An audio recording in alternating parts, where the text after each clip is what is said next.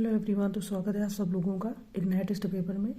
लेकिन नया शुरू करने से पहले जो हमारे कुछ क्वेश्चन रह गए थे मिडिवल हिस्ट्री टेस्ट सीरीज़ के 25 क्वेश्चन लगभग, तो उनको कंप्लीट कर लेते हैं और नया टेस्ट पेपर शुरू करते हैं। ठीक है, क्वेश्चन नंबर हमारा 126 से रह गए थे। ठीक है, कह रहा है कि निम्नलिखित में से जदुनाथ सरकार की पुस्तक का नाम क्या। ऑप्शन है मुगल साम्राज्य का पतन, बी मुगल साम्राज्य का उदय, सी ए और बी दोनों, या डी उपर्युक्त में से कोई नहीं। ठीक है, तो अगर हम यहाँ पर बात करें, कह रहे हैं कि पुस्तक मुगल साम्राज्य का पतन, फॉल ऑफ मुगल एम्पायर, ये जदुनाथ सरकार ने लिखी है। ठीक है, और भारत का अंतिम मुगल सम्राट जो है वो बहादुर शाह द्वितीय या बहादुर शाह जफर 1837 to 1857 थे। तो ऑप्शन ए हो जाएगा मुगल साम्राज्य का पतन। ठीक है, चलिए आगे बढ़ते हैं। नेक्स्ट क्वेश्चन सूची का दिया गया है। कह रहे सूची फर्स्ट को सूची सेकंड से सुमेलित कीजिए और नीचे दिए गए कोड की सहायता से सही उत्तर का चयन कीजिए। सूची फर्स्ट में नाम है, सूची सेकंड में उपनाम है। ऑप्शन ए आलमगीर द्वितीय, अजीजुद्दीन, बी आलम शाह द्वितीय, अली गौहर, सी जहांगीर सलीम एंड डी शाहजहां खुर्रम। तो उपनाम तो आपको पता ही होंगे कुछ लोगों के, तो अगर नहीं भी पता, आप नए जुड़ रहे हैं तो हम आपको बता दें यहाँ पर आलमगीर द्वितीय को अजीजुद्दीन, ठीक है, शाह आलम द्वितीय को अली गौहर, जहांगीर को आपको पता है ये सलीम नाम था और अकबर उन्हें प्यार से सेखू बाबा बुलाते थे, है ना, उसी का नाम फिर बाद में जहांगीर हो गया। शाहजहां का खुर्रम और अकबर शाह द्वितीय का नाम अकबर शाह सानी था। तो इस तरीके से ऑप्शन ए हमारे सही सुमेलित हैं, A1, B2, C3 and D4। Option A यहाँ पर सही हो जाएगा। नेक्स्ट क्वेश्चन देखते हैं। नेक्स्ट है कि दिल्ली की गद्दी पर बैठने से पहले हुमायूं उत्तर प्रदेश में कहाँ का सूबेदार था। ऑप्शन है बदायूं, बी आगरा, सी अवध, या डी मथुरा। तो देखिए ताबकत अगर हम बात करें यहाँ पर हुमायूं के बारे में, देखिए सूबेदार मुगल कालीन शासन व्यवस्था का एक महत्वपूर्ण पद था। तत्कालीन समय में इस पद पर कार्य करने वाला व्यक्ति गवर्नर, सिपह सालार या सूबेदार कहा जाता था। सूबेदार की सरकारी उपाधि नाजिम थी। और अगर इस प्रकार देखें तो दिल्ली की गद्दी पर बैठने से पहले हुमायूं बदायूं का सूबेदार था। तो ऑप्शन ए हो जाएगा आपका बदायूं। ठीक है, चलिए आगे बढ़ते हैं। नेक्स्ट क्वेश्चन हमारा सूची का दिया गया। सूची फर्स्ट को सूची सेकंड से सुमेलित कीजिए तथा नीचे दिए गए कोड की सहायता से सही उत्तर का चयन कीजिए। सूची फर्स्ट में पुस्तकें हैं, सूची सेकंड में लेखक है। ऑप्शन है ताबकत ए अकबरी, निजामुद्दीन अहमद, सी तारीख ए हिंद, मीर मोहम्मद, सी पादशाहनामा मोहम्मद वारिस एंड डी जफरनामा गुरु गोविंद सिंह। तो हमें यहाँ पर मिलान करना है इस क्वेश्चन का। देखिए ताबकत ई अकबरी वो आपके निजामुद्दीन अहमद ने ही मतलब कि लिखा है या लेखक हैं इसके। तारीख ए हिंद मीर मोहम्मद, पादशाहनामा मोहम्मद वारिस, जफरनामा गुरु गोविंद सिंह जी। हरिकेली नाटक विग्रहराज चतुर्थ, ललित विग्रहराज सोमदेव, अकबरनामा और आईने अकबरी अबुल फजल, तारीख शेरशाही अब्बास खान सरवानी। तो यहाँ पर कई सारे ऑप्शन दिए गए हैं, लेकिन इस क्वेश्चन का जो आंसर होगा वो हो जाएगा ऑप्शन ए, यानी कि सभी आपस में सही सुमेलित हैं। ठीक है, नेक्स्ट कह रहे हैं कि चक्रा स्वामी का मंदिर मध्यकाल में भारत के किस राज्य में स्थित था। ऑप्शन है मथुरा, बी थानेश्वर, सी मुल्तान, या डी कश्मीर। बात करें अगर यहाँ पर हम चक्रा मंदिर की, देखिए थानेश्वर के पवित्र नगर को जहाँ चक्रा स्वामी का मंदिर था जीतने के उद्देश्य से महमूद ने गजनी से प्रस्थान किया, किंतु जब वह महमूद थानेश्वर पहुंचा तो उसे यह देखकर आश्चर्य हुआ कि नगर निवासियों ने अपनी रक्षा के लिए कोई प्रयत्न नहीं किया। महमूद ने थानेश्वर को लूटा और चक्रा स्वामी की मूर्ति को गजनी भेज दिया, जहाँ उसे एक सार्वजनिक चौक में फेंक दिया गया। तो बी ऑप्शन हो जाएगा थानेश्वर। ठीक है, चलिए आगे बढ़ते हैं। नेक्स्ट क्वेश्चन है कि निम्नलिखित में से किसने इस्लाम के उदय को इतिहास के चमत्कार में से एक माना। ऑप्शन है लेनपूल, बी बुलजले हेग, सी SR शर्मा, या डी मोहम्मद हबीब। अगर हम यहाँ पर बात करें तो इस्लाम धर्म के प्रवर्तक पैगंबर मोहम्मद साहब थे और मोहम्मद साहब प्रायः मक्का के समीप हीरा नामक पहाड़ी पर गुफा में ध्यान लगाते थे। पैगंबर अपने अनुयायियों को मरने से पहले मृत्यु का आनंद लेने का उपदेश देते थे। बुलजले हेग ने इस्लाम के उदय को इतिहास के चमत्कारों में से एक माना। तो बी ऑप्शन हो जाएगा बुलजले हेग। ठीक है, चलिए आगे बढ़ते हैं। नेक्स्ट है कि दिल्ली सल्तनत की वित्तीय नीति किस संप्रदाय द्वारा प्रस्तुत कराधान के सिद्धांतों पर आधारित थी। ऑप्शन है मालक पंथी, बी सफ़ीपंथी, सी हनबलपंथी या डी हनीफापंथी। बात करें अगर यहाँ पर तो इस्लामिक राज्य आपका, ठीक है, इस्लामिक राज्य एक धर्म प्रधान राज्य है जिसमें कुरान ही राज्य का संविधान होता है। समयावधि में शरीयत की व्याख्या हेतु 4 विचारधाराओं मालकपंथी, सफ़ीपंथी, हनबलपंथी और हनीफापंथी का विकास हुआ। तो डी ऑप्शन हो जाएगा यहाँ पर हनीफापंथी। आगे बढ़ते हैं नेक्स्ट क्वेश्चन। नेक्स्ट है कि कश्मीर में लोहार वंश की स्थापना निम्नलिखित में से किसने की थी। ऑप्शन है यशस्कर, बी रानी दिद्दा, सी राजा संग्राम या D Shankar Burman.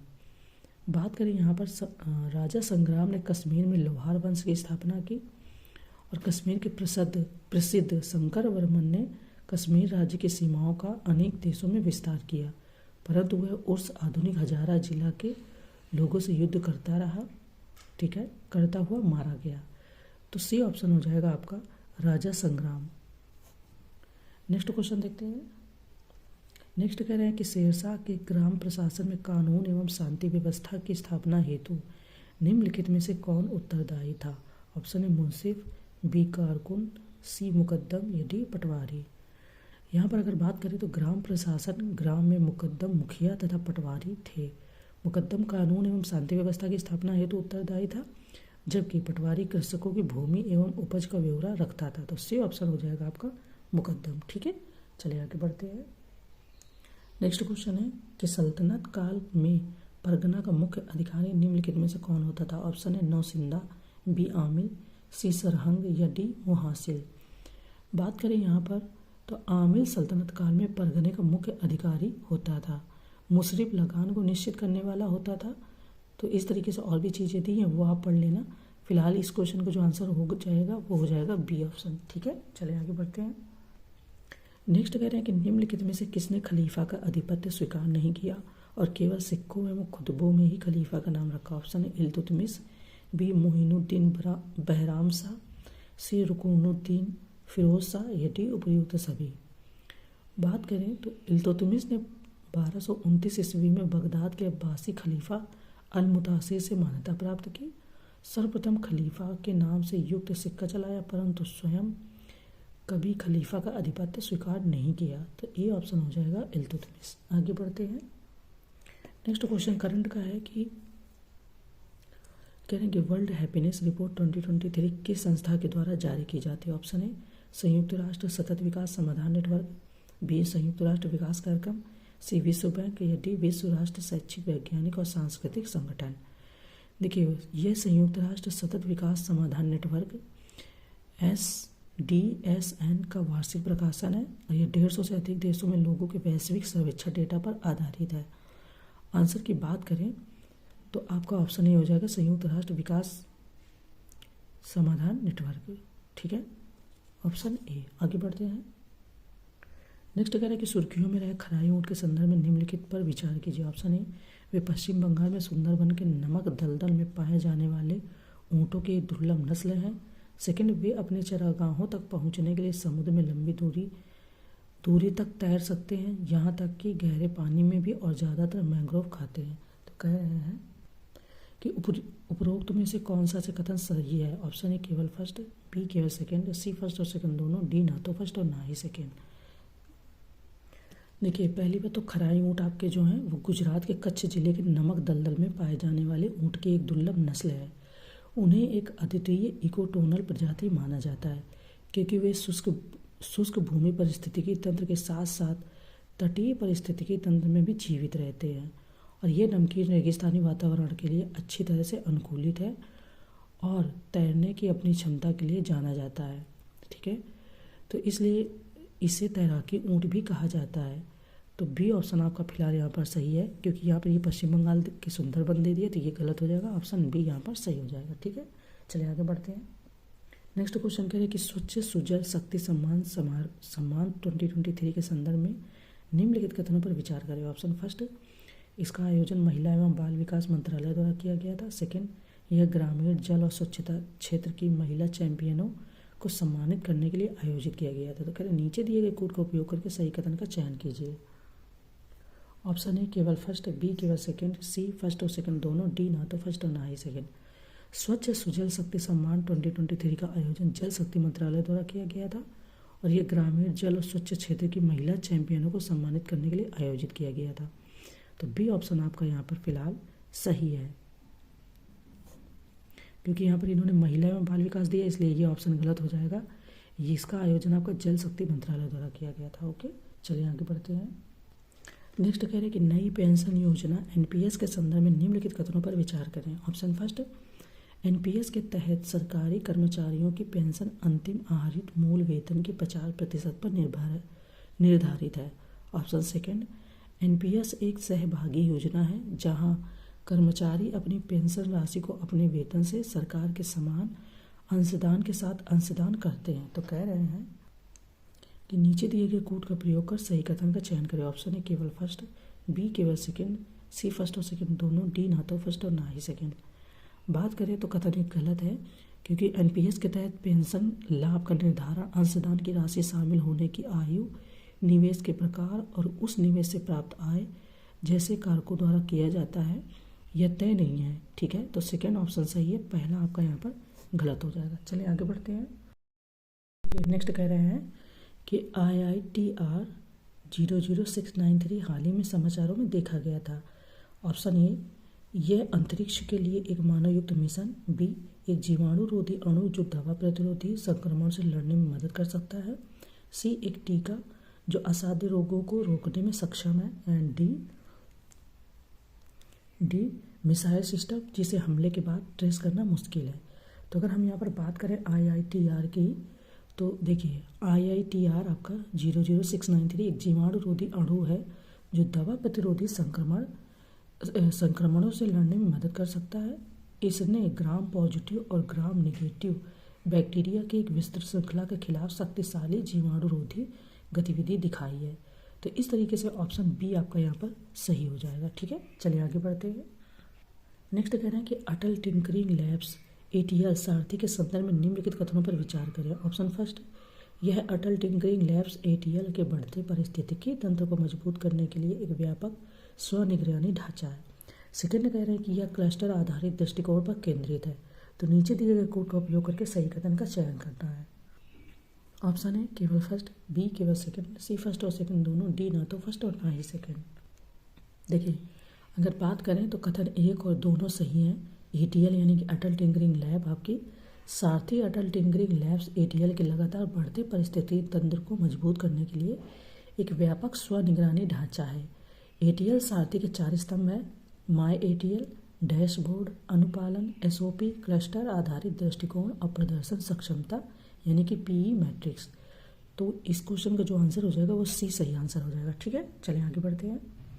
Next question है कि निम्नलिखित में से कौन सा मिशन सहभागी का उद्देश्य है। ऑप्शन है संकटग्रस्त किसानों को ब्याज मुक्त ऋण उपलब्ध कराना, बी सार्वजनिक क्षेत्र के बुनियादी ढांचे में निजी क्षेत्र की भागीदारी को बढ़ाना, सी भारत में श्रम प्रधान उद्योगों को विशेष कार्बन क्रेडिट प्रदान करना, या डी राष्ट्रीय और अंतर्राष्ट्रीय महत्व की 75 अर्ध भूमियों के नेटवर्क का प्रबंध करना। मिशन सहभागी के बारे में बात हो रही, करंट का क्वेश्चन है आपका। तो अगर हम यहाँ पर बात करें तो मिशन सहभागिता पर्यावरण, वन और जलवायु परिवर्तन मंत्रालय द्वारा शुरू किया गया था और इसका उद्देश्य आपका यही है कि राष्ट्रीय और अंतर्राष्ट्रीय महत्व के 75 अर्ध भूमियों के नेटवर्क का प्रबंध करना। तो डी ऑप्शन यहाँ पर इसका सही हो जाता है। ठीक है, चलिए आगे बढ़ते हैं। नेक्स्ट कह रहे हैं कि टेम्परेचर थर्मल डिसेलिनेशन यानी कि LTTD तकनीक हाल ही में खबरों में थी, देखी गई है। डैश ऑप्शन है एक भौतिक प्रक्रिया जो कम से कम एक द्रव युक्त मिश्रण को छानने या अलग करने के लिए गर्मी का उपयोग करती है। सेकंड, एक प्रक्रिया जिसके द्वारा हवा में जल वाष्प तरल पानी में बदल जाता है। सी आपका समुद्री जल को पेयजल में बदलने की तकनीक, एंड डी अर्धपारगम्य झिल्ली के आर पार विलायक का संलयन विलेय की उच्च सांद्रता की ओर होता है। तो देखिए टेम्परेचर थर्मल डिसेलिनेशन की जो तकनीक है इसके बारे में अगर हम बात करें तो LTTD आपकी समुद्री जल को पीने योग्य पानी में बदलने के लिए एक अलवणीकरण तकनीकी है। तो यानी कि सी ऑप्शन आपका यहाँ पर सही हो जाएगा, समुद्री जल को पेयजल में बदलने की तकनीकी। ठीक है, चलिए आगे बढ़ते हैं। नेक्स्ट कह रहे हैं कि हर स्टार्ट प्लेटफॉर्म के संदर्भ में निम्नलिखित कथनों पर विचार करें। ऑप्शन है, यह महिला स्टार्टअप को बढ़ावा देने और महिला उद्यमियों को प्रोत्साहित करने के लिए शुरू किया गया एक मंच है। ठीक है। सेकंड कह रहे हैं कि यह महिला एवं बाल विकास मंत्रालय की एक पहल है। तो नीचे दिए गए कोड का प्रयोग करके ही सही विकल्प का चयन करना है। ऑप्शन है केवल फर्स्ट, बी केवल सेकंड, सी फर्स्ट और सेकंड दोनों, डी ना तो फर्स्ट और ना ही सेकंड। बात करें तो कथन एक आपका सही है, महिला स्टार्टअप को बढ़ावा देने और महिला उद्यमियों को प्रोत्साहित करने के लिए हर स्टार्ट प्लेटफॉर्म की शुरुआत की गई है। कथन सेकंड आपका गलत है, क्योंकि हर start Gujarat university startups and entrepreneurship council GUSE की एक पहल है। तो ऑप्शन ए केवल सही है, क्योंकि इन्होंने बोला कि यह महिला एवं बाल विकास मंत्रालय की पहल है, तो नहीं, एक यूनिवर्सिटी की पहल है। चलिए आगे बढ़ते हैं। नेक्स्ट कहना है कि हार्सू क्रैब के संदर्भ में निम्नलिखित कथनों पर विचार करें। ऑप्शन फर्स्ट, हार्सू केकड़े मृत और सड़े हुए पदार्थों का सेवन करके समुद्री पारिस्थितिकी तंत्र के स्वास्थ्य को बनाए रखने में मदद करते हैं। सेकंड, वे वन्य जीव संरक्षण अधिनियम 1972 की अनुसूची 4 में सूचीबद्ध है। तो नीचे दिए गए कोड की सहायता से सही उत्तर का चयन करना है। ऑप्शन है केवल फर्स्ट, बी केवल सेकंड, सी फर्स्ट और सेकंड दोनों, डी ना तो फर्स्ट और ना ही सेकंड। बात करें यहाँ पर तो कथन फर्स्ट और सेकंड दोनों सही हैं। घोड़े की नाल केकड़े मृत और सड़े हुए पदार्थों का सेवन करके, देखिए कह रहे हैं कि कथन फर्स्ट और सेकंड सही है। घोड़े की नाल केकड़े मृत और सड़े हुए पदार्थ का सेवन करके समुद्री पारिस्थितिकी तंत्र के स्वास्थ्य को बनाए रखने में मदद करते हैं। वे वन्य जीव संरक्षण अधिनियम 1972 की अनुसूची 4 में सूचीबद्ध है। तो इस तरीके से इस क्वेश्चन का भी आंसर आपका सी सही हो जाएगा। नेक्स्ट क्वेश्चन देखते हैं।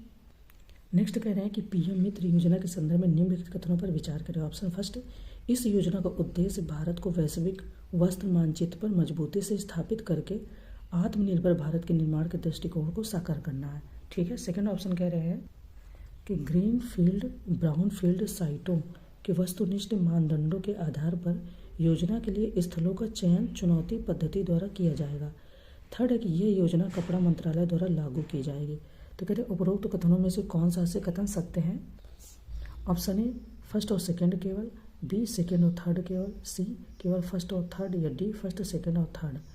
बात करें अगर हम यहाँ पर PM मित्र के बारे में, कथन फर्स्ट सेकंड और थर्ड सही है, क्योंकि PM मित्र योजना का उद्देश्य भारत को वैश्विक वस्त्र मानचित्र पर मजबूती से स्थापित करके एक आत्मनिर्भर भारत के निर्माण के दृष्टिकोण को साकार करना है।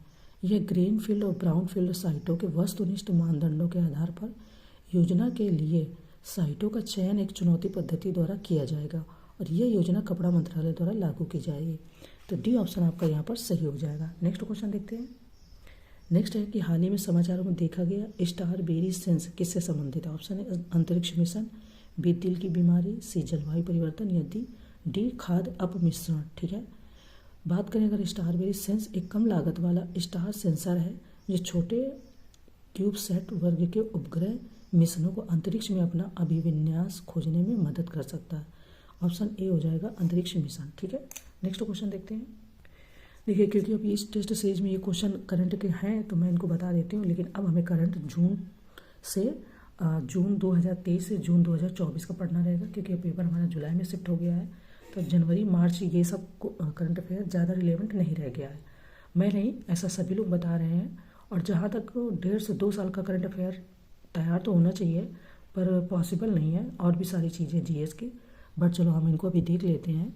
मार्च 2023 में प्रदान किए गए पद्म पुरस्कारों के संदर्भ में निम्नलिखित कथनों पर विचार कीजिए। ऑप्शन फर्स्ट, पद्म पुरस्कार 3 श्रेणियों में पद्म विभूषण, पद्म भूषण और पद्मश्री के रूप में प्रदान किए जाते हैं। सेकंड, किसी भी क्षेत्र में विशिष्ट सेवा के लिए पद्मश्री से सम्मानित किया जाता है, जबकि असाधारण और विशिष्ट सेवा के लिए पद्म विभूषण दिया जाता है। नेक्स्ट कह रहे हैं कि प्रत्येक वर्ष स्वतंत्रता दिवस के अवसर पर पुरस्कारों की घोषणा की जाती है। तो उपयुक्त में से कौन सा से कथन सत्य है। ऑप्शन ए केवल सेकंड, बी केवल फर्स्ट सेकंड और थर्ड, सी केवल फर्स्ट और सेकंड, या डी इनमें से कोई नहीं। ठीक है। बात करें अगर यहाँ पर तो सी ऑप्शन आपका सही है, यानी कि केवल फर्स्ट और सेकंड। क्यों? वर्ष 2023 के लिए राष्ट्रपति ने 106 पद्म पुरस्कार प्रदान करने की मंजूरी दी है। सूची में 6 पद्म विभूषण, 9 पद्म भूषण और 91 पद्मश्री के पुरस्कार शामिल हैं। पुरस्कार पाने वालों की सूची में 19 महिलाएं हैं और विदेशियों NRI, ठीक है, विदेशियों NRI, PIO OCI की श्रेणी के 2 व्यक्ति और 7 मरणोपरांत पुरस्कार पाने वाले भी शामिल हैं, ठीक है। लेकिन जो क्वेश्चन का आंसर है वो आपका यहाँ पर सी हो जाता है। आगे बढ़ते हैं। नेक्स्ट कह रहे हैं कि भोपाल में 7वें अंतर्राष्ट्रीय धम्म सम्मेलन का उद्घाटन किसने किया? ऑप्शन है दलाई लामा, बी शिवराज सिंह चौहान, सी मंगू भाई पटेल या डी इनमें से कोई भी नहीं, ठीक है। बात करें अगर हम तो मध्य प्रदेश की राजधानी भोपाल में 3 मार्च 2023 को 7वें अंतर्राष्ट्रीय धम्म सम्मेलन का उद्घाटन राष्ट्रपति द्रौपदी मुर्मू ने किया, ठीक है। तो आंसर डी हो जाएगा, इनमें से कोई नहीं। चलें, ये टेस्ट सीरीज कंप्लीट हो गई क्योंकि कुछ क्वेश्चन रह गए थे तो मैंने सोचा इन्हें छोड़ना नहीं चाहिए। अब हम स्टार्ट करते हैं अपनी न्यू टेस्ट सीरीज, ठीक है। देखिए ये टेस्ट नंबर हमारा 6 है और ये GS वर्ल्ड का ही है। ये आपकी इंडियन ज्योग्राफी है। इसके पहले मैंने वर्ल्ड ज्योग्राफी का एक पेपर करवा दिया, एक टेस्ट सीरीज मैंने सॉल्व कराई है। वर्ल्ड ज्योग्राफी और इंडियन ज्योग्राफी है। आपने RO का पेपर एनालाइज किया होगा, नहीं किया है तो करिए, उसको करने से बहुत फ़ायदा होगा। बहुत सारी चीज़ें मैं यूँ ही नहीं बताती, एनालाइज करने से आपको आइडिया हो जाएगा किस सेक्शन से कितने क्वेश्चन आए थे और उनके बनाने का तरीका क्या था, ठीक है।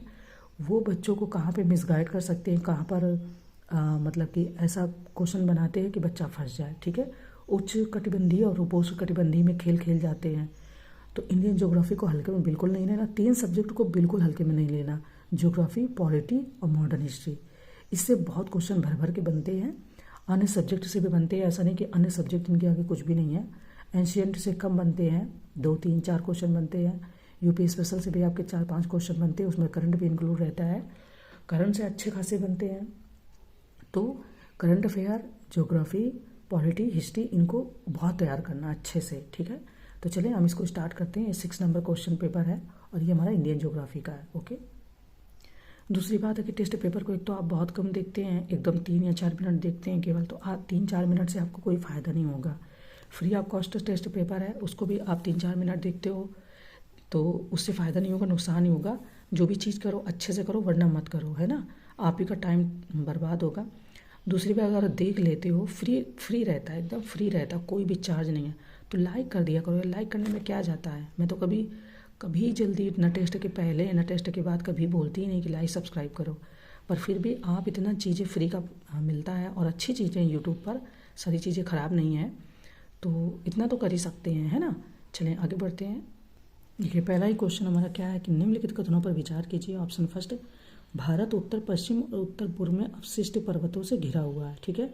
सेकेंड है कि कर्क रेखा मध्य प्रदेश और उत्तर प्रदेश दोनों राज्यों में से होकर गुजरती है। उपर्युक्त कथनों में से कौन सा कथन सत्य है? ऑप्शन है केवल फर्स्ट, बी केवल सेकंड, सी फर्स्ट और सेकंड दोनों, डी ना तो फर्स्ट और ना ही सेकंड। सबसे पहली बात कि इसमें कॉन्सेप्ट क्लियर है तो क्वेश्चन बहुत आसान है, कोई दिक्कत नहीं है। देखिए भारत उत्तर पश्चिम, उत्तर और उत्तर पूर्व से नवीन वलित पर्वतों द्वारा घिरा हुआ है। कर्क रेखा की बात करें तो कर्क रेखा उत्तरी गोलार्ध में भूमध्य रेखा के समानांतर 23, 26, 22 नॉर्थ इस तरीके पर ग्लोब पर पश्चिम से पूर्व की ओर खींची गई काल्पनिक रेखा है। भारत में कर्क रेखा आपकी कैंसर लाइन 8 राज्यों जिसमें गुजरात, राजस्थान, मध्य प्रदेश, छत्तीसगढ़, झारखंड, पश्चिम बंगाल, त्रिपुरा तथा मिजोरम से होकर गुजरती, उत्तर प्रदेश से नहीं गुजरती है। तो फर्स्ट ऑप्शन तो आपका गलत हो गया क्योंकि ये अपशिष्ट पर्वतों से नहीं है ना। ये बोले कि रेजिडुअल माउंटेन्स, तो अपशिष्ट पर्वतों से नहीं बल्कि नवीन पर्वतों से घिरा हुआ है। फर्स्ट ऑप्शन अभी आपका गलत हो गया। सेकंड इसलिए गलत हो गया क्योंकि कॉन्सेप्ट अगर पता है तो आपको पता है कि उत्तर प्रदेश से आपकी कर्क रेखा नहीं गुजरती है, तो ये भी गलत हो गया। तो डी ऑप्शन आपका यहाँ पर सीधे सही हो जाता है, ठीक है। चलिए आगे बढ़ते हैं। ये भी बहुत सिंपल है कि भारत के साथ सीमा साझा करने वाले देशों को साझा सीमा की लंबाई के आरोही क्रम में व्यवस्थित कीजिए। ये बात अलग है कि अगर ध्यान नहीं दिया होगा किसकी कितनी लंबाई, अब डिजिट तो इतना नहीं याद रहता है और मैं भी जोर नहीं देती कि इतना याद रखना चाहिए, है ना, क्योंकि ह्यूमन है, ह्यूमन कितनी चीज़ें याद रखेंगे। बात करें ऑप्शन है Pakistan, second Bhutan, third Nepal and fourth Myanmar. अब हमको इनकी लंबाई के अनुसार आरोही क्रम में यानी घटते से बढ़ते की ओर चलना है। तो भारत के साथ जो सीमा साझा करने वाले देशों की लंबाई है वो आपका अफगानिस्तान 106 किलोमीटर है, भूटान आपका 699 यानी कि समथिंग 700 किलोमीटर है, म्यांमार आपका 1643 मीटर है, नेपाल आपका 1751 किलोमीटर है, पाकिस्तान आपका 3323 किलोमीटर है, चीन आपका 3488। यहाँ पर काफ़ी सारा अच्छा डेटा दिया हुआ है, आप अच्छे से PDF को पढ़ना और क्वेश्चन को अटेंड करना, ठीक है। बांग्लादेश के साथ आपकी 4096.7 किलोमीटर की सीमा लगती है। तो इस तरीके से बी ऑप्शन हो जाएगा, यानी कि पहला आपका आएगा पाकिस्तान, फिर आपका थर्ड आएगा नेपाल, फोर्थ आएगा म्यांमार, सेकंड आएगा आपका भूटान। तो बी ऑप्शन आपका यहाँ पर सही हो जाएगा। लेकिन क्योंकि वहाँ पर बांग्लादेश की भी सीमा लगती है, अफगानिस्तान की, तो उसका भी उन्होंने पूरा मेजरमेंट अच्छे से दे दिया है। ठीक है, चलिए आगे बढ़ते हैं। आई होप कि आपको आंसर सही से समझ में आ गया और क्वेश्चन तो पता ही है, सिंपल है। चलिए आगे बढ़ते हैं। नेक्स्ट क्वेश्चन हमारा कह रहे हैं कि निम्नलिखित में से कौन से राज्य पूर्णतः हिमालयी क्षेत्रों के अंतर्गत आते हैं। ऑप्शन है Jammu Kashmir, B Himachal Pradesh and third Uttarakhand. तो कह रहे हैं नीचे दिए गए कोड का प्रयोग करके सही उत्तर का चयन करें। ऑप्शन है केवल फर्स्ट और सेकेंड, बी केवल सेकेंड, सी केवल फर्स्ट और थर्ड, या डी फर्स्ट और सेकेंड। पूछा क्या है कि पूर्णतः हिमालयी क्षेत्रों के अंतर्गत आते हैं। देखिए जम्मू कश्मीर, हिमाचल प्रदेश, सिक्किम तथा अरुणाचल प्रदेश पूर्णतः हिमालय क्षेत्र के अंतर्गत आते हैं, जबकि उत्तराखंड का कुछ भाग हिमालय के अंतर्गत आता है और कुछ भाग आपका उत्तरी मैदान क्षेत्र के अंतर्गत आता है। तो उत्तराखंड तो आपका यहाँ पर नहीं होगा, उत्तराखंड नहीं होगा, ये चला जाएगा, ये चला जाएगा। अब क्योंकि केवल सेकंड नहीं होगा तो जम्मू कश्मीर भी आता है इसके अंतर्गत। ठीक है, तो ये ऑप्शन आपका यहाँ पर सही हो जाता है। ठीक है, ऐसे आप गेस वर्क करो, जब भी आपको लगे कि ये ऑप्शन तो बिल्कुल नहीं होगा तो तुरंत उससे ऑप्शन हटा दो, ताकि आंसर को खोजने में आसानी रहे। फिलहाल ये तो टेस्ट सीरीज है, बट अगर टेस्ट सीरीज से ही प्रैक्टिस करोगे तो आपको जब OMR फिल करोगे तो वहाँ आसानी रहेगी। खैर, हम बढ़ते हैं नेक्स्ट क्वेश्चन की ओर। नेक्स्ट कह रहे हैं कि प्रायद्वीपीय पठार के संदर्भ में निम्नलिखित कथनों पर विचार कीजिए। ऑप्शन फर्स्ट, यहाँ प्री कैम्ब्रियन काल से लेकर क्वाटरनरी काल की चट्टानें पाई जाती हैं। प्रायद्वीपीय पठार पूछ रहे हैं। सेकंड, भारत के यह भाग ब्लॉक भ्रंशन से प्रभावित है। तो करें उपयुक्त कथनों में से कौन सा से सही है। ऑप्शन है केवल फर्स्ट, बी केवल सेकंड, सी फर्स्ट और सेकंड दोनों, डी ना तो फर्स्ट और ना ही सेकंड। बात करें तो प्रायद्वीपीय पठार में प्री कैम्ब्रियन काल से लेकर क्वाटरनरी काल की चट्टानें पाई जाती हैं। यहाँ पर विभिन्न प्रकार के ऊर्ध्वाधर हलचलों व ब्लॉक खंड भ्रंश से प्रभावित है। नर्मदा नदी आपकी रिफ्ट घाटी और अरावली पहाड़ियों के समान अवशिष्ट पर्वत तथा पूर्वी भारत में, ठीक है, हाँ, अवशिष्ट पर्वत और अरावली पहाड़ियों के समान तथा पूर्वी भारत में मालदा भ्रंश के समान ब्लॉक भ्रंश इसके प्रमुख उदाहरण है। ठीक है, तो सी ऑप्शन हो जाएगा, यानी फर्स्ट और सेकंड दोनों ही यहाँ पर सही है। चलिए आगे बढ़ते हैं। नेक्स्ट क्वेश्चन है कि इन चट्टानों का निर्माण तप्त मैग्मा के ठंडा होने के फलस्वरूप हुआ है। अत्यधिक रूपांतरण के कारण इनका मौलिक रूप नष्ट हो चुका है। ये जीवाश्म रहित हैं, साथ ही ये चट्टानें पूर्ण रूप से रवेदार हैं। करें उपर्युक्त विशेषता निम्नलिखित में से किस चट्टान का वर्णन करती हैं। ठीक है, ऑप्शन है आर्कियन, बी धारवाड़, सी कुडब्बा, या डी विंध्य। देखिए 2-3 चीज़ें याद रखना, तो आपको ऐसे चट्टानों में कन्फ्यूजन नहीं होगी, क्योंकि ये चट्टानें जो रहती हैं इनमें बहुत कन्फ्यूजन होती है ना। पहली बात तो कह रहे हैं कि इन चट्टानों का निर्माण तप्त मैग्मा के ठंडा होने से के फलस्वरूप हुआ। ठीक है, अत्यधिक रूपांतरण के कारण इनका मौलिक रूप नष्ट हो चुका है और ये जीवाश्म रहित है, यानी कि इनके अंदर जीवाश्म नहीं पाया जाता है। तो ऐसा देख लेते हैं कि ऐसा किस में रहता, तो हमेशा के लिए आपको याद रहेगा। देखिए अत्यंत क्रम की चट्टानों का निर्माण तप्त मैग्मा के ठंडा होने के फलस्वरूप हुआ है और यह प्राचीनतम मूलभूत आधार ये चट्टानें हैं। अत्यधिक रूपांतरण के कारण इनका मौलिक रूप नष्ट हो चुका है एवं ये जीवाश्म रहित हैं। साथ ही यह चट्टानें पूर्ण रूप से रवेदार, अत्यधिक आकुंचित और भ्रंशित हैं। नीस एवं शिष्ट स्क्रीन की प्रमुख चट्टानें हैं। ऑप्शन ए हो जाएगा आपका आर्कियन। ठीक है, इनको आर्कियन क्रम की चट्टानें बोलते हैं और कह रहे हैं कि नीस एवं शिष्ट स्क्रीन की प्रमुख चट्टानें। ठीक है, चलिए आगे बढ़ते हैं। नेक्स्ट कह रहे हैं कि भारत भ्रमण के दौरान आपको निम्नलिखित में किन क्षेत्रों में विंध्य क्रम की चट्टानें देखने को मिल सकती है। ऑप्शन है सोन नदी की घाटी में सेमरी श्रेणी में, बी भीमा नदी की घाटी में भीमा श्रेणी में, थर्ड है आपका मालदा भ्रंश के ऊपरी भाग में कॉर्बी एग्लोंग में। तो नीचे दिए गए कोड का उपयोग करके, ठीक है, सही उत्तर का चयन करना। ऑप्शन है केवल फर्स्ट और सेकंड, बी केवल सेकंड, सी केवल फर्स्ट और थर्ड, या डी फर्स्ट, सेकंड और थर्ड। चलें हम बात करते हैं आंसर की। तो भारत भ्रमण के दौरान ऐसे क्वेश्चन यूपीएससी में खूब पूछे जाते हैं, बढ़िया से कॉन्सेप्ट बना के, है ना। भारत भ्रमण के दौरान विंध्य क्रम की चट्टानें सोन नदी की घाटी में, सेमरी श्रेणी आंध्र प्रदेश के दक्षिण पश्चिमी भाग में, कर्नूल श्रेणी भीमा नदी की घाटी में भीमा श्रेणी और राजस्थान में जोधपुर तथा चित्तौड़गढ़ में पालिनी श्रेणी एवं ऊपरी गोदावरी घाटी तथा नर्मदा घाटी के उत्तर में मालवा बुंदेलखंड के क्षेत्रों में दिखाई देंगी। कौन सी?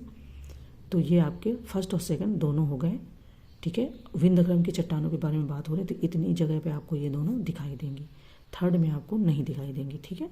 चलिए आगे बढ़ते हैं। नेक्स्ट कह रहे हैं कि निम्नलिखित में से कौन सी पर्वत श्रेणियाँ ट्रांस हिमालय के अंतर्गत शामिल? ऑप्शन है नाग टिब्बा, सेकंड पीर पंजाल, थर्ड जास्कर। तो करें नीचे दिए गए कोड का प्रयोग करके सही उत्तर का चयन कीजिए। कोड है आपका ऑप्शन है फर्स्ट और सेकंड, बी केवल सेकंड, सी केवल थर्ड, या डी फर्स्ट और सेकंड, ठीक है। बात करते हैं यहाँ पर, देखिए ट्रांस हिमालय के अंतर्गत भारत में काराकोरम, लद्दाख और जास्कर पर्वत श्रेणियाँ अवस्थित हैं। ट्रांस हिमालय के अंतर्गत पूछ रहे हैं, ठीक है। अब आप ये ना कहना कि शिवालिक भी तो है, क्वेश्चन अलग है तो आंसर उसका अलग तरीके से है ना। ट्रांस हिमालय की औसत चौड़ाई लगभग 40 किलोमीटर तथा औसत ऊंचाई 3 किलोमीटर है। इसका अधिकांश भाग तिब्बत में होने के कारण इसे तिब्बत हिमालय भी कहते हैं। सी ऑप्शन आपका यहाँ पर हो जाएगा केवल थर्ड। क्यों? क्योंकि इन्होंने बताया है कि ट्रांस हिमालय के अंतर्गत आपका काराकोरम आता है, लद्दाख आता है और जास्कर पर्वत श्रेणियाँ हैं। पीर पंजाल इसमें नहीं है, ठीक है। चलें आगे बढ़ते हैं। नेक्स्ट है कि निम्नलिखित युग्मों में से कौन सा से सही सुमेलित है? ये संगम है, मतलब संगम जहाँ बनता और मिलने वाली नदियाँ। कर्णप्रयाग में आपका कह रहे हैं पिंडर और अलकनंदा नदी, सेकंड रुद्रप्रयाग मंदाकिनी और अलकनंदा नदी, ठीक है। थर्ड विष्णुप्रयाग भागीरथी और अलकनंदा नदी। तो कह रहे हैं कि नीचे दिए गए कोड का प्रयोग करके सही उत्तर चुनना है। ऑप्शन ए केवल फर्स्ट और सेकंड, बी केवल सेकंड, सी केवल फर्स्ट और थर्ड, या डी फर्स्ट और सेकंड और थर्ड। बात करते हैं कर्णप्रयाग, पिंडर और अलकनंदा नदी मिलती है, पिंडर और अलकनंदा यानी कर्णप्रयाग आपका सही है। सेकंड कह रहे हैं रुद्रप्रयाग, रुद्रप्रयाग में आपके मंदाकिनी और अलकनंदा मिलती है। थर्ड है आपका विष्णुप्रयाग, उसमें धौली गंगा नदी और अलकनंदा नदी मिलती है। तो इस तरीके से थर्ड आपका गलत हो गया, क्योंकि यहाँ पर धौली और अलकनंदा है ना कि भागीरथी। तो थर्ड गलत, तो ये ऑप्शन गया, ये ऑप्शन गया। अब आपका ऑटोमेटिक फर्स्ट ऑप्शन सही हो गया, ठीक है। लेकिन यहाँ पर इतना अच्छा दिया है, कुछ चीज़ें अच्छी दे देते हैं टेस्ट सीरीज में। तो इसमें पूरे जो प्रयाग बनते हैं, नंद प्रयाग, देव प्रयाग, विष्णु प्रयाग, रुद्रप्रयाग और कर्णप्रयाग, सारा कुछ डिटेल में दिया, तो आप अच्छे से उसको तैयार करना है, ठीक है। चलें देखिए नेक्स्ट कह रहे हैं कि निम्नलिखित युग्मों में से कौन सा से सही सुमेलित है? ये प्रमुख दर्रे हैं और ये उनकी अवस्थिति है। ऑप्शन है जेलेपला जम्मू एवं कश्मीर, सेकंड पीर पंजाल हिमाचल प्रदेश, थर्ड तुजू दर्रा मणिपुर। तो कह रहे नीचे दिए गए कोड का उपयोग करके सही उत्तर का चयन करना है। ऑप्शन है फर्स्ट और सेकंड, बी केवल सेकंड, सी केवल थर्ड, या डी फर्स्ट सेकंड और थर्ड। हम बात करते हैं यहाँ पर दर्रों के बारे में, और दर्रों से एक क्वेश्चन तो जरूर ही आता है। जेलेपला की बात करें तो इसकी अवस्थिति आपकी सिक्किम में है, ठीक है, जम्मू एवं कश्मीर नहीं है। दूसरी बात, पीर पंजाल की बात करें तो ये आपका भी जम्मू कश्मीर में है, यानी कि इसको बीच में मतलब इसमें जम्मू कश्मीर जो पीर पंजाल दर्रा है वो आपके जम्मू कश्मीर में पड़ता है। तुजू दर्रा की बात करें तो ये आपका मणिपुर में, यानी कि केवल थर्ड आपका सही है। तो यहाँ पर सी ऑप्शन आपका सही हो जाएगा, ठीक है, और बाकी गलत सम्मिलित है। आगे बढ़ते हैं। नेक्स्ट क्वेश्चन कह रहे हैं कि निम्नलिखित कथनों पर विचार करें। देखिए कह रहे हैं कि निम्नलिखित कथनों पर विचार कीजिए। ऑप्शन फर्स्ट, उत्तरी भारत का मैदान पूर्णतः समतल और उच्च ढाल वाला है। सेकंड, उत्तरी मैदान में सघन विविधता पाई जाती है। थर्ड, विशाल मात्रा में अवसाद के प्रवाह के कारण यह कोसी नदी अपना मार्ग परिवर्तित करती है। तो कह रहे उपयुक्त कथनों में से कौन सा से सही है? ऑप्शन है केवल फर्स्ट और सेकंड, बी केवल सेकंड, सी केवल थर्ड, या डी फर्स्ट और सेकंड और थर्ड। बात करते हैं तो उत्तरी भारत का मैदान समतल एवं सपाट है एवं निम्न ढाल वाला है। यह मैदान विविधता विभिन्न समरूप उच्चावच के जलोढ़ उपजाऊ मैदान है। उत्तरी मैदान के समतल होने के कारण यहाँ प्रवाहित नदियाँ अपना मार्ग बदलते हुए प्रायः बाढ़ लाती हैं, जो इस मैदान की अनोखी भू आकृति प्रक्रिया है। उत्तरी बिहार के मैदानी भागों में बहने वाली दो प्रमुख नदियों कोसी और गंडक गंगा की सहायक नदियां हैं, जो भारत के सर्वाधिक बाढ़ प्रभावित क्षेत्र का निर्माण करती हैं। क्योंकि अगर ऊंचे से कहीं गहराई पे जा रही हैं तो उन्हें अपना जो रास्ता है वो बदलने में थोड़ा टाइम लगता है। जब ऐसे देखो समतल पानी बहना होता है तो पानी यहाँ से भी बह जाता है, ऐसे भी, ठीक है, ऐसे भी उसको बहना है तो बह जाएगा, ऐसे भी बहना है तो बह जाएगा। यहीं पर अगर ऊंचे पहाड़ या गड्ढे या कुछ भी है तो फिर मतलब नदियाँ नहीं बहती, वो इनके कहने का मतलब है। आंसर की बात करें तो सी केवल थर्ड आपका यहाँ पर सही है, ठीक है, यानी कि कौन सा सही है, तो केवल थर्ड सही है। चलिए आगे बढ़ते हैं। नेक्स्ट कह रहे हैं कि पश्चिमी घाट के संदर्भ में निम्नलिखित कथनों पर विचार कीजिए। ऑप्शन फर्स्ट, यहाँ संरचनात्मक एकबद्धता नहीं पाई जाती है। सेकंड, ये ब्लॉक पर्वत है। उपयुक्त कथनों में से कौन सा से सही है? ऑप्शन ए केवल फर्स्ट, बी केवल सेकंड, सी फर्स्ट और सेकंड दोनों, डी ना तो फर्स्ट और ना ही सेकंड। बात करें तो पश्चिमी घाट एक ब्लॉक पर्वत है जो अरब सागर में प्रायद्वीपीय भाग के पश्चिमी हिस्से के नीचे, ठीक है, जो पश्चिमी घाट के पश्चिमी हिस्से की ओर विभंग होने से निर्मित हुए। यहाँ संरचनात्मक एकबद्धता नहीं पाई जाती। आपको पता है जो भारत का पश्चिमी घाट है वहाँ एक रूपता नहीं पाई जाती है। पश्चिमी घाट पर्वत या सह्याद्री पर्वत ताप्ती नदी के मुहाने से लेकर कुमारी अंतद्वीप तक लगभग 1600 किलोमीटर की लंबाई में विस्तृत है, यानी कि इस तरीके से फैला हुआ है। और यह पर्वत एक वास्तविक पर्वत नहीं है बल्कि प्रायद्वीपीय पठार का अपवर्तित खड़ा करार है या कगार है, ठीक है। इसके उत्तरी भाग में बेसाल्ट चट्टानें पाई जाती हैं एवं थाल घाट, भोर घाट एवं पाल घाट पश्चिमी घाट पर्वत पर स्थित है। तो इस आंसर का जो सही आंसर हो जाए, मतलब इस क्वेश्चन का जो सही आंसर होगा वो भी सेकंड सही है। देखिए इस चीज को याद रखना, ये थोड़ा सा इन्होंने कहा है कि यहाँ संरचनात्मक एकबद्धता नहीं पाई जाती है, तो पाई जाती है और नहीं पाई जाती, दोनों में कंफ्यूज मत होना, कभी कभी इसी पे गलत हो जाता है, ठीक है। तो आंसर दिया है, पढ़ लेना अच्छे से। चले आगे बढ़ते हैं। नेक्स्ट क्वेश्चन कह रहे हैं कि निम्नलिखित कथनों पर विचार कीजिए। ऑप्शन फर्स्ट, भारत में प्रवाल भित्तियों के निक्षेप से निर्मित द्वीप नहीं पाए जाते। सेकंड, अरब सागर के अधिकतर द्वीप प्राचीन भूखंड के अवशिष्ट भाग द्वारा निर्मित है। करें उपयुक्त कथनों में से कौन सा से सही है? ऑप्शन ए केवल फर्स्ट, बी केवल सेकंड, सी फर्स्ट और सेकंड दोनों, डी ना तो फर्स्ट और ना ही सेकंड। बात करते हैं हम यहाँ पर। देखिए भारत में प्रवालों के निक्षेपों से बने द्वीप भी पाए जाते हैं। अरब सागर के अधिकतर द्वीप प्राचीन भूखंड के अवशिष्ट भाग एवं प्रवाल भित्तियों के निक्षेपों से निर्मित है। तो इस तरीके से बी ऑप्शन सही हो जाएगा। फर्स्ट यहाँ पर गलत है क्योंकि उन्होंने कहा कि द्वीप नहीं पाए जाते हैं जबकि पाए जाते हैं, ठीक है। चलिए आगे बढ़ते हैं। देखिए नेक्स्ट है कि गोदावरी की सहायक नदियों में निम्नलिखित में से कौन सी शामिल है? ऑप्शन है Wainganga, B Panchganga, C third Indravati and fourth Pranhita. के नीचे दिए गए कोड का प्रयोग करके सही उत्तर का चयन करना। ऑप्शन है केवल फर्स्ट और सेकंड, बी केवल सेकंड और थर्ड, सी केवल थर्ड और डी फर्स्ट थर्ड और फोर्थ, ठीक है। हम बात करते हैं क्वेश्चन के आंसर की। देखिए गोदावरी सबसे बड़ा प्रायद्वीपीय नदी तंत्र है। यह महाराष्ट्र के नासिक जिले में पश्चिमी घाट के ढलानों से निकलती है। इसकी लंबाई 1465 किलोमीटर है। इसके मुख्य सहायक नदियों में पूर्णा, वर्धा, कदम सबरी, वैनगंगा, पैनगंगा, इंद्रावती, प्राणहिता और मंजरा आदि शामिल है। डी ऑप्शन आपका यहाँ पर सही है, फर्स्ट थर्ड और फोर्थ, ठीक है।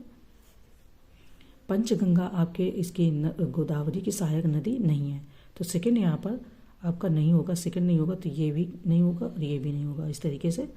तो डी ऑप्शन इस क्वेश्चन का सही आंसर हो जाएगा, ठीक है। चलिए आगे बढ़ते हैं।